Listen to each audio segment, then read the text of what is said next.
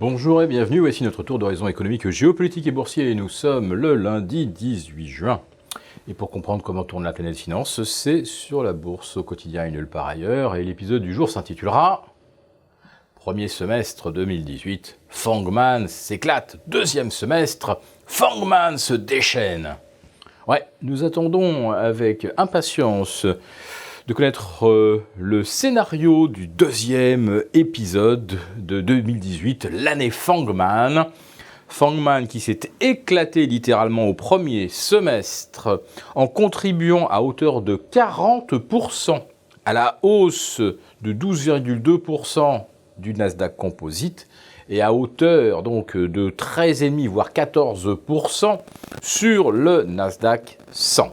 Bien sûr, les Fangman ont une pondération désormais colossale en regard des 100 premières valeurs du Nasdaq. Fangman, je le rappelle, c'est l'acronyme de Facebook, Apple, Netflix, Google, Microsoft, Amazon et Nvidia. Des vedettes qui gagnent entre 25 et 30% en moyenne sur le premier trimestre et qui font donc toute la différence. Et elles montent, quoi qu'il arrive, même si les taux ont pris 50 points depuis le 1er janvier, je parle des rendements du 2 ans au 10 ans, même si le pétrole est passé de 55 à 70 $, rien n'y fait, les Fangman sont toujours aux avant-postes. Alors quand on n'a pas de Fangman dans son indice, évidemment, c'est un peu moins brillant. Regardez un peu la performance du Dow Jones, plus 1,5. La performance du CAC 40, plus 3,5, assez comparable à celle du S&P 500, qui gagne 4%. Comment le S&P fait-il pour ne gagner que 4% quand le Nasdaq en gagne 12,20 ? Tout simplement parce que l'impact de Fangman sur le S&P est évidemment plus dilué, mais surtout, si vous regardez secteur par secteur, au sein du S&P 500, vous avez 8 secteurs sur 11 qui sont en repli, sauf bien sûr, la tech. La tech qui fait une nouvelle fois toute la différence.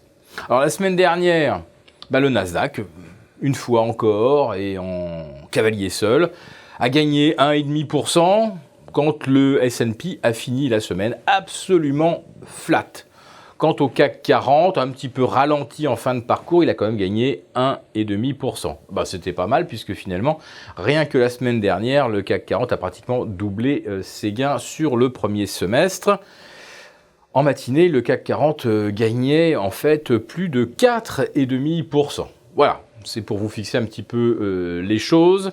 Donc, premier semestre qui ne restera pas dans les annales en ce qui concerne les places européennes. Mais il faut y inclure naturellement l'effet devise, un effet devise d'abord positif du point de vue d'un gérant américain en début d'année, au premier trimestre, et puis qui devient maintenant négatif. Parce que la thématique du Forex, manifestement, ça risque d'être une des clés du second semestre, et quoi qu'en pense Fangman. Parce que si l'euro poursuit sa remontée face au dollar, ça pourrait être un handicap pour les places européennes. En revanche, si le mouvement de décrue actuel se poursuivait, et on a presque l'impression que c'était ça que cherchait M. Draghi, affaiblir l'euro pour redonner des marges de compétitivité à l'Europe, si ça continue comme ça, on pourrait avoir de bonnes surprises en termes de résultats d'entreprise, mais attention, on risque d'avoir symétriquement d'assez mauvaises surprises en matière d'inflation. Alors, le marché, quel arbitrage va-t-il faire ? Va-t-il privilégier l'avantage compétitif d'un euro faible ? Ou va-t-il se préoccuper du risque inflationniste d'un euro faible, puisqu'on importe naturellement le pétrole, l'énergie en général et les matières premières en dollars ? Ça, c'est quand même tout l'enjeu du second semestre. Mais en Europe, nous n'avons toujours pas de Fangman.